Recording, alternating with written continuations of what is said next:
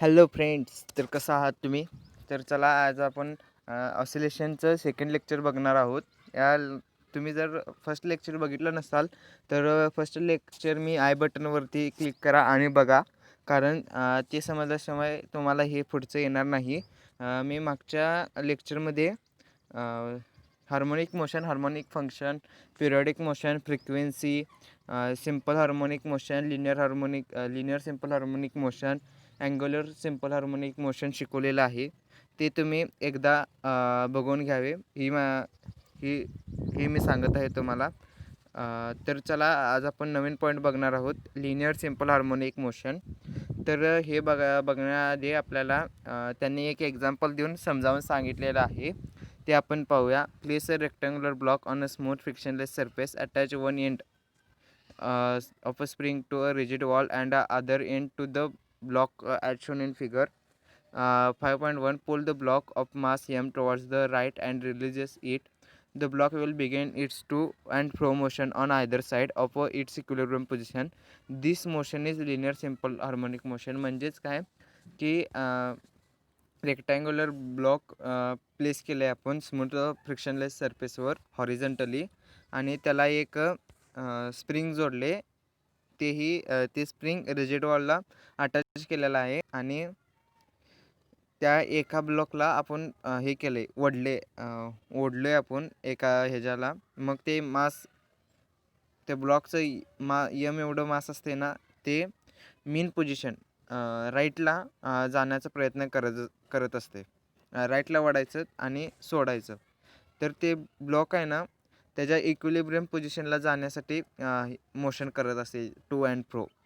मी तुम्हाला periodic motion माहीतच असेल तसं. मग this motion is linear simple harmonic motion, आणि याच मोशनला लिनियर सिंपल हार्मोनिक मोशन म्हणतात. इथे बघा आकृती 5.1. यम मासचं ब्लॉक लावलेला आहे आणि त्याला आपण इकडं राईट ह्याला ओढलेला आहे. तेव्हा ते फोर्स आहे ना, तो इकडं लागणार आणि डिस्प्लेसमेंट राईटला होणार. म्हणजे फोर्स लेफ्टला आणि हे डिस्प्लेसमेंट राईटला. बघा इथं F is equal to -KS, कारण फोर्स या बाजूला आणि इथं एक्स बघा डिस्प्लेसमेंट इकडं राईट साईडला आहे.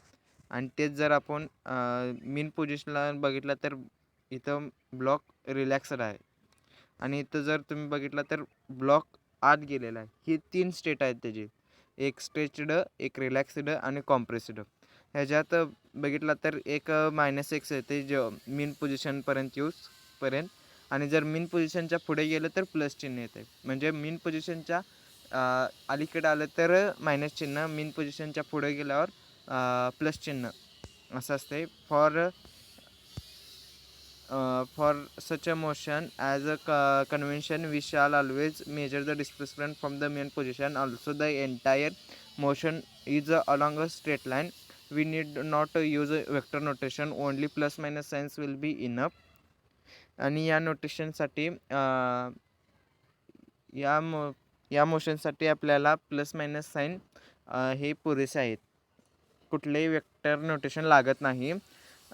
Figure 5.1 shows the equilibrium position in which spring exerts no force on the block.